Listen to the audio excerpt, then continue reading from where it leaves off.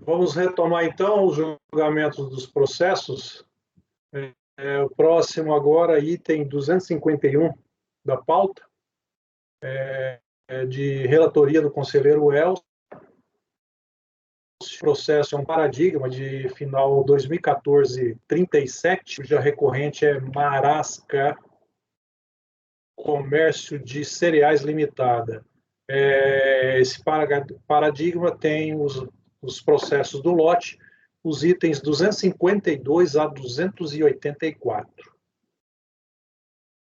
Com a palavra, relator Elcio. Eu vou iniciar aí com o primeiro, né, da pauta aí, o final 37, e ele vai servir de base para análise dos demais. Então, se a gente vencer esse aqui com tranquilidade, os outros também vão ser. Então, aqui nós temos aqui um despacho decisório que deferiu apenas parcialmente o ressarcimento de saldo credor do PIS e homologou a compensação no limite do direito do crédito reconhecido, tendo sido constatado que créditos da contribuição não cumulativa haviam sido descontados indevidamente e que débitos não haviam sido registrados. De acordo com o relatório fiscal, foram realizados os seguintes procedimentos: glosa de crédito apurado com base em aquisições de cereais para revenda não submetidas à tributação, alíquota zero, isenção, não tributação, suspensão e aquisição junto a produtor rural, reapuração de débitos em decorrência da constatação de que parte das aquisições de cereais havia sido tributada pelas contribuições não cumulativas e vendida com suspensão no mercado interno, glosa de créditos apurados sobre serviços prestados pela empresa Bianchini no Porto de Rio Grande, no Rio Grande do Sul, relativos à carga e descarga de grãos em armazéns e navios, por não se referir a despesas de frete ou de armazenagem, glosas de créditos indevidos sobre despesas de frete e carretos em compras de grãos e produtos agropecuários não tributados, contabilizados indevidamente como despesas de frete na venda. Na manifestação de conformidade, o contribuinte requereu o reconhecimento da legitimidade dos créditos glosados, alegando o seguinte: todas as aquisições junto a pessoas jurídicas que a fiscalização considerara não submetidas à tributação foram devidamente tributadas. E, em conformidade com o artigo 9º da Lei 10.925, que estabeleceu o regime de suspensão condicional nas aquisições de cereais, mas apenas quando utilizados como matéria-prima no processo industrial. Hipótese essa não aplicava às revendas por ele realizadas, mantendo-se nessa situação o direito ao crédito, ainda que as contribuições não tenham sido destacadas nas notas fiscais, dada a inexistência de exigência legal do referido destaque. Na redação original das leis, os créditos dedutíveis não estavam atrelados à incidência, cobrança ou pagamento das contribuições PIS/COFINS nas aquisições anteriores.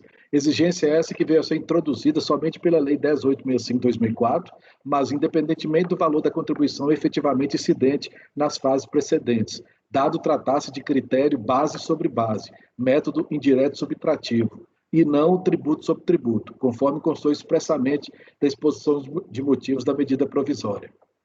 Os custos com serviços de carga e descarga no porto para a formação de lotes de produtos destinados à exportação geram direito a crédito à contribuição por se tratar de insumos necessários e essenciais às atividades da pessoa jurídica, tendo a fiscalização registrada no relatório fiscal que, ainda que por pouco tempo, ocorrer a efetiva armazenagem dos grãos, representando os custos com carga e descarga, uma etapa do processo de armazenagem. Todos os custos relacionados a fretes nas aquisições de produtos foram necessários à atividade de revenda, encontrando-se incluso no preço final, gerando, portanto, direito a crédito das contribuições, tendo em conta o conceito mais alargado de insumo. Junto à manifestação de conformidade, o contribuinte carregou aos autos um demonstrativo por ele elaborado. A DRJ julgou improcedente a manifestação, mantendo todos os procedimentos adotados pela fiscalização. Cientificada a decisão, o contribuinte interpôs recurso e reiterou seu pedido, repisando os mesmos argumentos de defesa. Então, o recurso é tempestivo. O recorrente fundou sua defesa com base nas seguintes afirmativas: todas as aquisições junto a pessoas jurídicas que a fiscalização considerara não submetidas à tributação foram devidamente tributadas. Direito a crédito sobre os custos com serviços de carga e descarga para a formação de lotes de produtos destinados à exportação. Os custos relacionados a fretes nas aquisições de produtos foram necessários à atividade de revenda, encontrando-se incluso no preço final. A presente análise restringirá as matérias que compuseram a lide, declarando-se preclusa a reapuração de débitos realizada pela fiscalização em decorrência da ausência de contestação expressa pelo recorrente, matéria essa não passível de conhecimento de ofício. Passa para a presente perquirição, mistério identificado desde logo o objeto social do recorrente, a saber, comércio, importação e exportação de cereais, fertilizantes, etc. Feitas essas considerações, passa-se a análise do recurso, abordando-se inicialmente a possibilidade ou não de o recorrente descontar créditos com base nas aquisições de bens ou serviços utilizados como insumos, nos termos do inciso 2 do artigo 3º das leis 10.637 e 10.833. Só dar uma olhadinha aqui, por favor, antes de eu dar continuidade.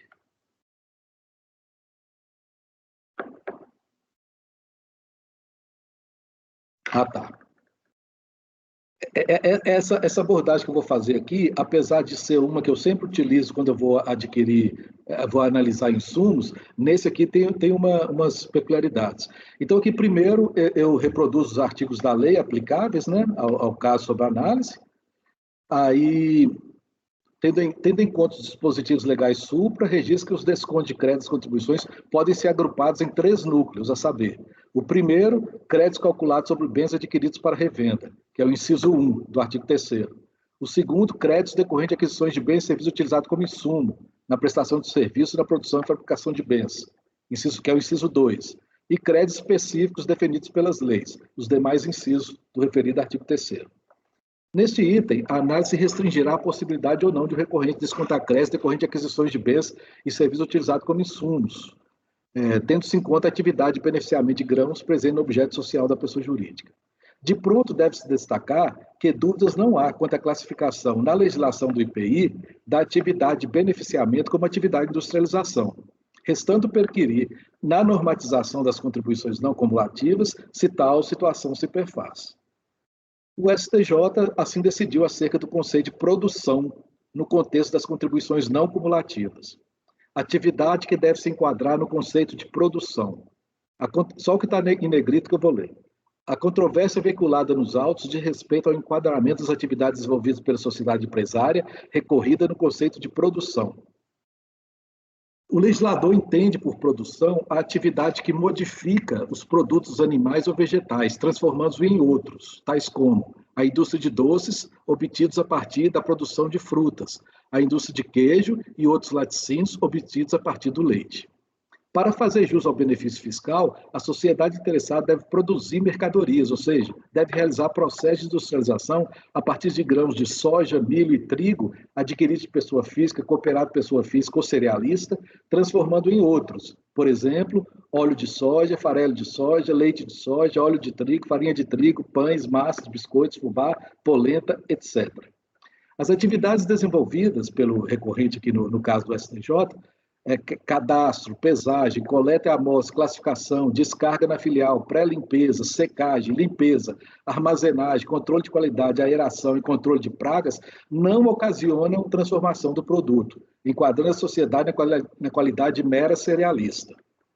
Não obstante o fato de a decisão supra se referir especificamente ao crédito presumido da agroindústria, que é o inciso 1 do parágrafo 1º do artigo 8º da 10.925, crédito esse instituído no contexto da não cumulatividade das contribuições PIS/COFINS, o conceito de produção aí adotado deve ser o mesmo a ser abordado, a se observar na aplicação do inciso 2 do artigo 3º das leis, acima reproduzido, razão pela qual o ora recorrente deve ser identificado como cerealista e não como agroindústria.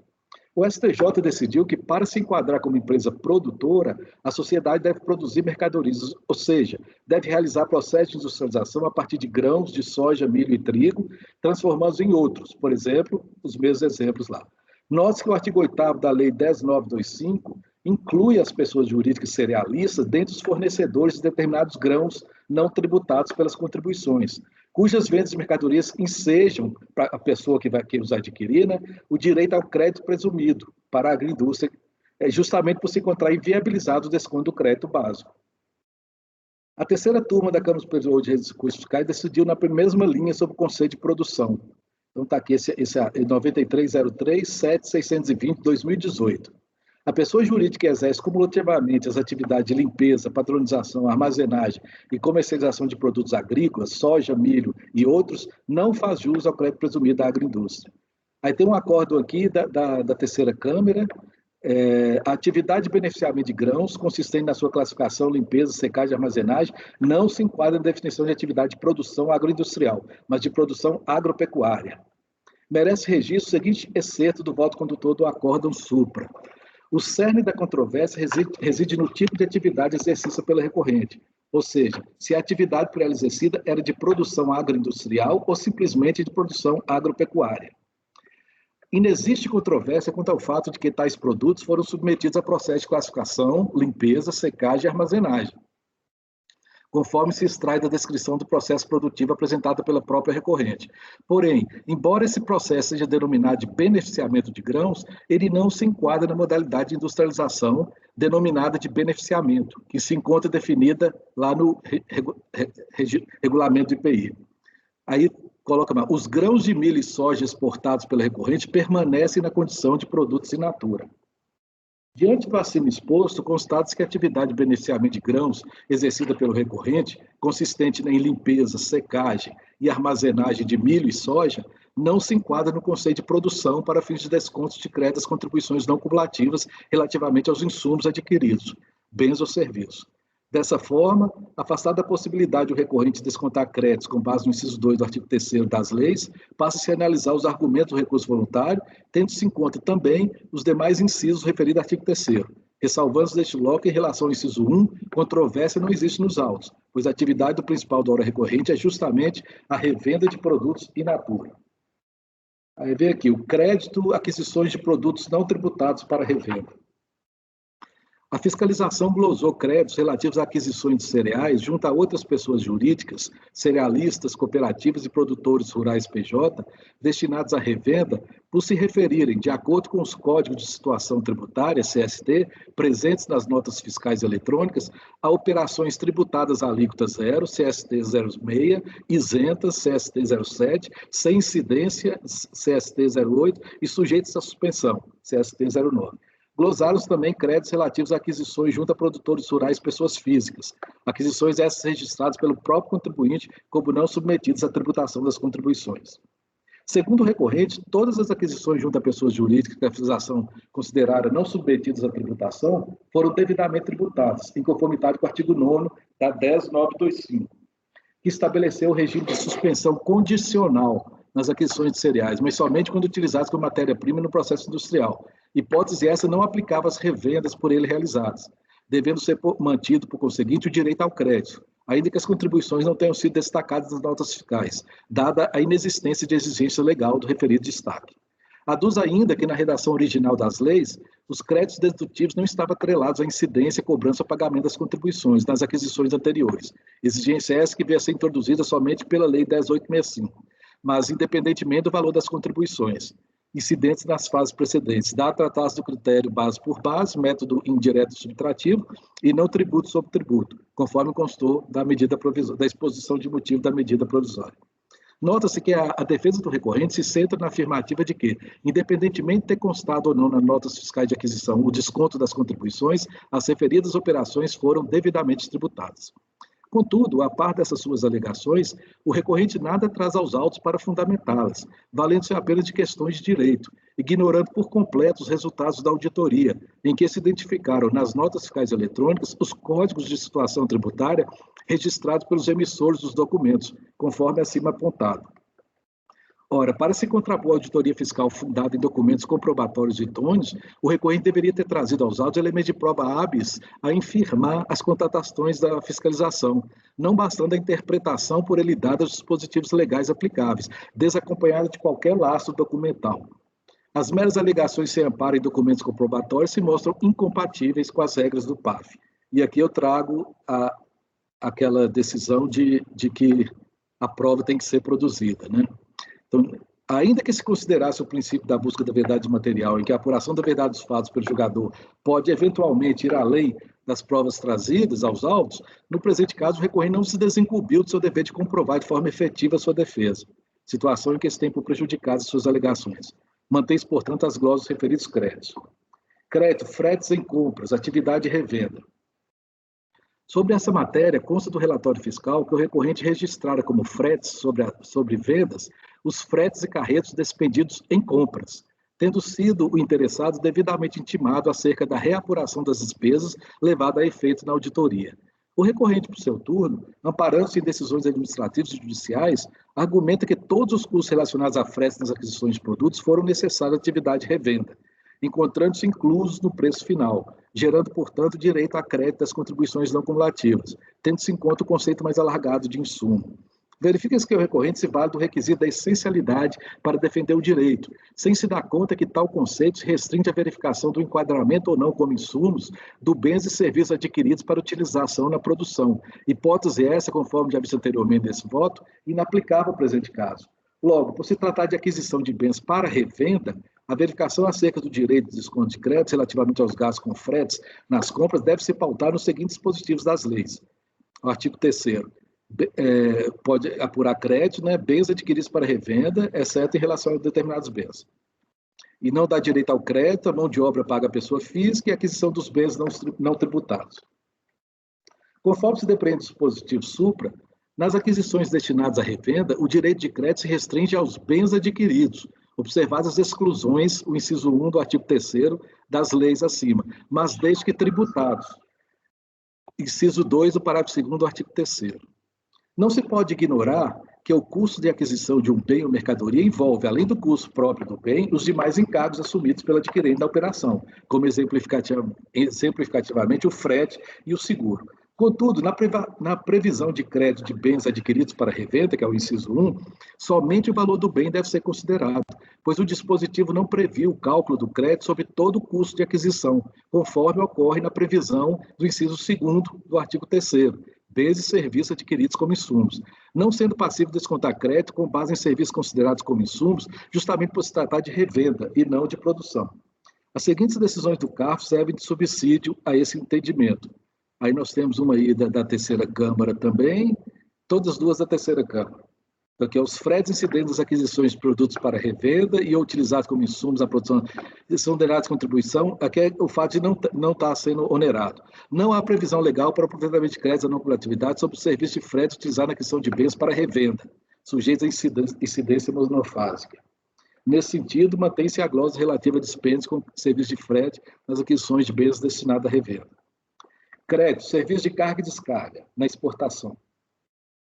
Segundo o relatório fiscal, o recorrente tomara crédito sobre serviços prestados e armazenagem pela empresa Bianchini, no Porto de Rio Grande, tendo sido constatado que referido serviço não se referiu à simples armazenagem de grãos destinados à exportação, mas de acordo com o contrato firmado entre as partes, de descarga de grãos nos armazéns da Bianchini, armazenagem dos grãos por curtíssimo espaço de tempo, esse é o termo que a fiscalização usa, e, por fim, a carga desses cereais nos navios que exportavam.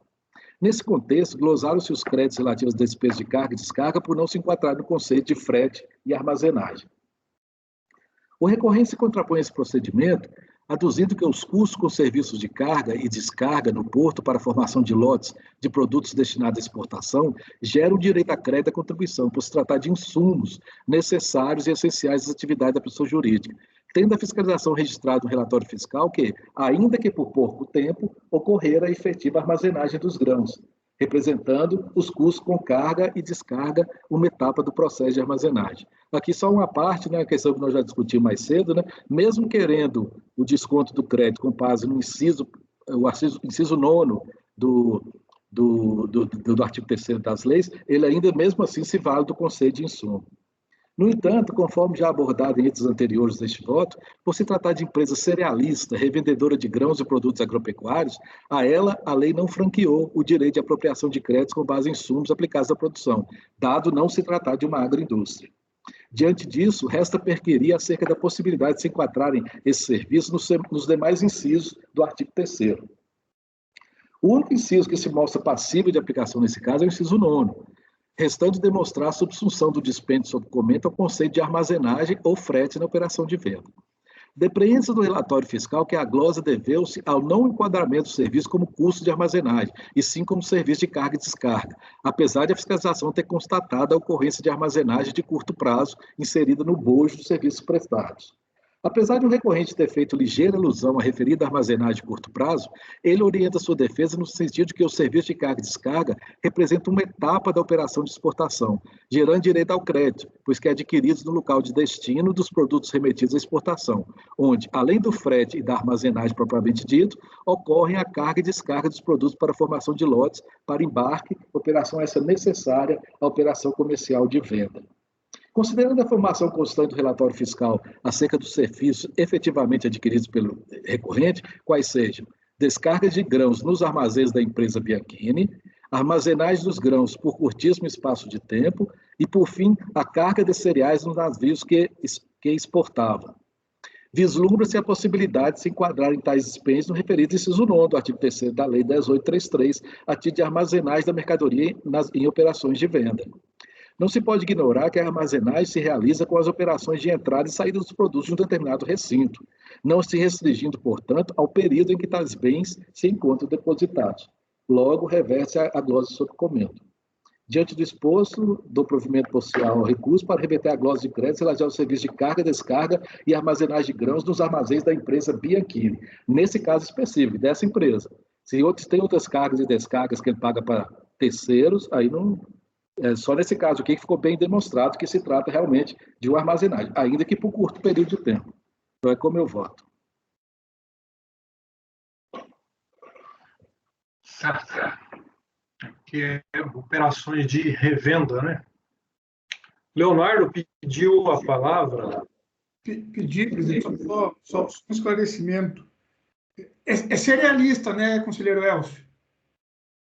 É cerealista. Tá.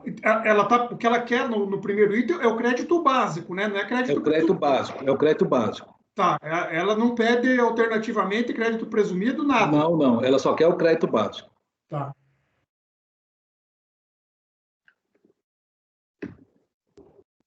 Aqui só se fala em crédito presumido em algumas jurisprudências que eu colacionei para definir o que é a produção.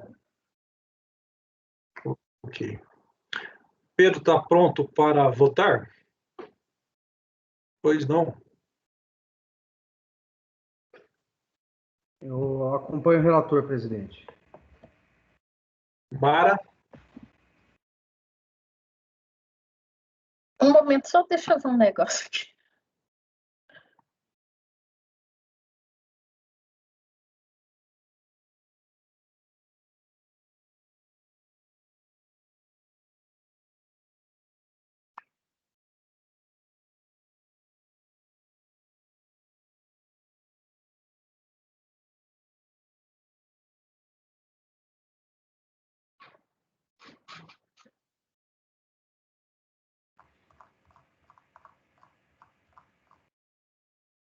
Eu vou divergir nessa carga e descarga aí, que ele se inclui no conceito que o Elcio está incluindo na armazenagem.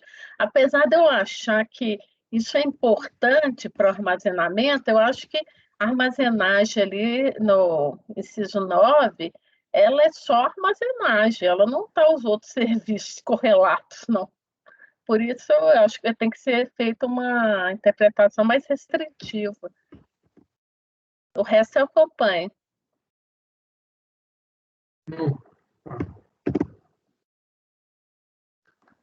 Mara, só um esclarecimento. Então, no caso, você daria parcial provimento para acolher somente o gasto do período curto de tempo que ele fica armazenado. Ok. Armazenagem, sim, né? Mas ele eu consegue separar isso? Se você olhar lá o relatório fiscal, eu acho que o fiscal não fez isso porque o valor pago abrangia todas essas etapas. Ele não conseguiu diferenciar qual é que valia só para armazenagem. Porque já que foi curto espaço de tempo, deve ter sido só uma taxa que eles cobraram dele, né? Porque usou, né, as instalações. Agora, porque a armazenagem está lá no inciso 9, né? Agora, carga e descarga, não. Ok.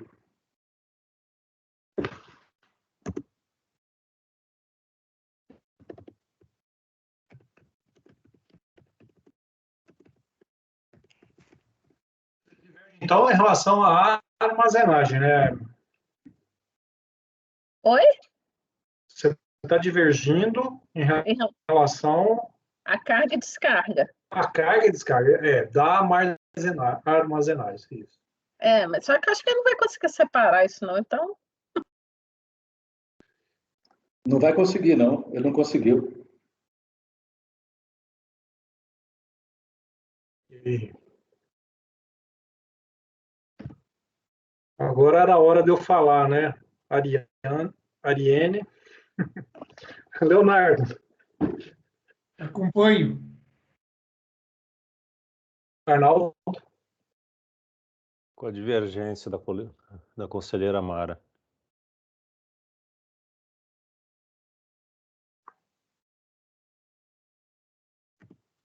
Laércio, Com o relator. Laércio. Com a divergência, presidente.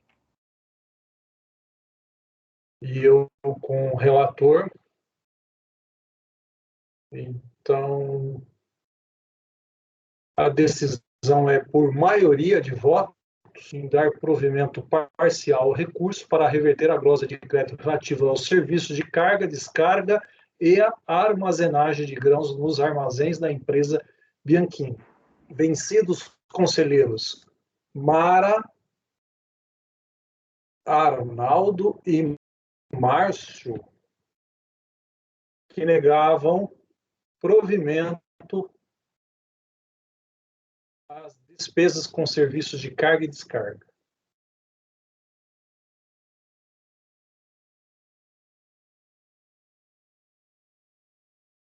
Então, este é o resultado do item 251, que se aplica ao paradigma, ele é paradigma, se aplica então aos processos do lote 252 a 284.